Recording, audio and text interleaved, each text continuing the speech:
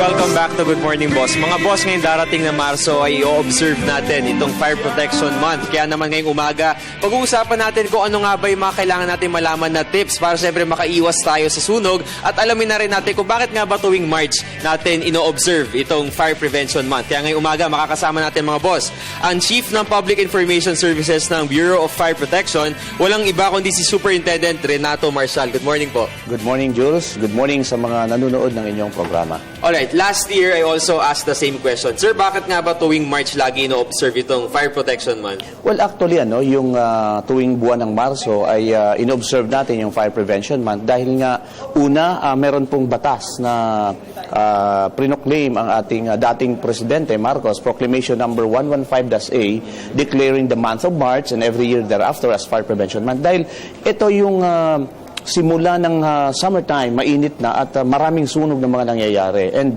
base din sa data ng Bureau of Fire Protection ay talagang tumataas ang sunog pag pumapasok na yung buwan ng Marso. Kaya nga, taon-taon ay ginugunita natin or in-observe natin yung Fire Prevention Month para sa ganun ay i-remind ang ating public para makaiwas ng mga sunog ng mga, alam mo na, yung mga nakaka-damage ng property at the same time, yung masaklap nito, yung may namamatay. Oo. Sir, so far, sa mga data niyo po, ano ba yung usual na sanhi ng sunog dito sa Pilipinas? Well, meron tayong data na na-receive, at nakikita nga natin sa Bureau of Fire Protection na number one na talagang malimit na nagiging kausa ng sunog ay itong electrical connection, dati galing sa kuryente. Kalimitan po kasi naaabuso itong paggamit ng ating mga appliances at doon na pumapasok yung mga short circuit, overloading. So, mainam pa rin po na regular na ipacheck natin yung mga linya ng ating kuryente at lalo-lalo na rin po itong mga ginagamit nating mga charger. Minsan hindi natin binubunot sa mga kapag mga overnight outlets. Charging? Yes. Delikado yun, sir. Delikado yan dahil pwedeng uminit itong ating mga appliances or charger. Yes. At the same time din, meron tayong pang number 2 is lighted cigarette butts, yung mga naninigarilyo. Minsan nakakalimutan natin bago matulog, lalo-lalo na yung mga lasing. Yeah. At tinatapon lang sa ating mga basurahan na merong mga papel na pwedeng magdulot din ng sunog. And the number 3 is itong mga open flames, dala ng candle at saka gasera. Lalo-lalo na dito sa mga informal settlers, kung walang mga kuryente, ginagamit nila ito kaya nagkakaroon ng aksidente. Okay, kaya mga boss, ingat-ingat tayo, lalo na parating na ang summer. Yes. Okay, ngayon naman sir, syempre, nabanggit nga natin, parating na March, tuloy-tuloy po ang inyong mga activities para i-observe nga itong Fire Prevention Month. So sir, ano ba yung line of activities natin? Mukhang napakarami. Napakarami ng lineup ng activities natin. In fact, sa March 1, buong Pilipinas ay i-observe na natin ito. Magkakaroon sila ng Walk for a Cause, parang Walk for a Fire-Free Community para kalampagin ang kamalayan ng ating mga kababayan na simula na ng Fire Prevention Month at i-remind natin yung public na ingatan at ang kanilang mga ari-arian, iwasan ang mga paggamit nitong mga appliances na mga medyo may problema na para maiwasan natin yung pagdulot ng sunog. So, ang activities naman dito sa NCR will be on March 3 kasama yung ating National Capital Region. Mag-walk tayo papuntang Circle, Quezon City Circle,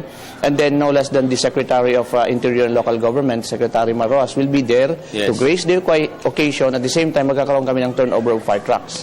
In between, ang daming activities. May mga contest, photo contest, singing contest, drawing contest, essay writing contest. So, ang purpose is magkaroon ng kamalayan ng ating mga kababayan. Okay. So, nais ko rin pala idagdag, ang tema ngayon ay kaalaman sa sunog, ang kaligtasan sa sunog, alamin, gawin, at isabuhay natin. Okay, talaga isabuhay lahat ng mga nalalaman kasi ngayon yung nakikita natin sa mga schools, mga posters lang. Pero dapat sinasagawa siya, gaya ng nabanggit ko kanina sir, yung usual daw na ginagawa ng mga kabataan ngayon, nag-overcharge ng mga phones. Yes, so delikado talaga. Kailangan talagang isabuhay kasi ang lahat naman talaga ng sunog ay may iwasan natin kung tayo mismo sa ating mga sarili ay parang isabuhay natin, maging fire safety conscious individual tayo, and then at the same time fire safety practitioner. Yes. Sir, nabanggit nyo may mga contest kayo doon sa March 3 event niyo. So, sino pong pwede sumali doon sa mga competitions? Open po ito sa ating mga estudyante, sa elementary students, high school students, and then Ito naman ay nasa aming website, no? Pwede niyong i-search at ito ay nakalatag sa ating mga activities para sa ganun pwede silang sumali. Lahat ng sectors of society actually ini-invite din namin, especially itong kick-off ceremony para sumabay sa aming Walk for a Fire-Free March 3 po. Alright, sir. So please do invite all our viewers na suportahan itong Fire Prevention Month. Well, hinihikayat natin ang ating mga kababayan na sana ay suportahan ninyo itong programa ng ating gobyerno, especially nga itong Fire Prevention Month, dahil ito naman po ay para sa kamalayan ng ating mga kababayan para mabawasan natin yung sunog. Again, we would like to advocate that fire prevention should be every day. It should be every day should be Fire Prevention Day. Alright, so thank you so much po sa inyong panahon at marami po tayong natutunan lalo na para sa darating na Fire Prevention Month. Muli mga boss, nakasama natin ang Chief ng Public Information Services ng BFP and congratulations po pala sir, si Superintendent Renato Marcial.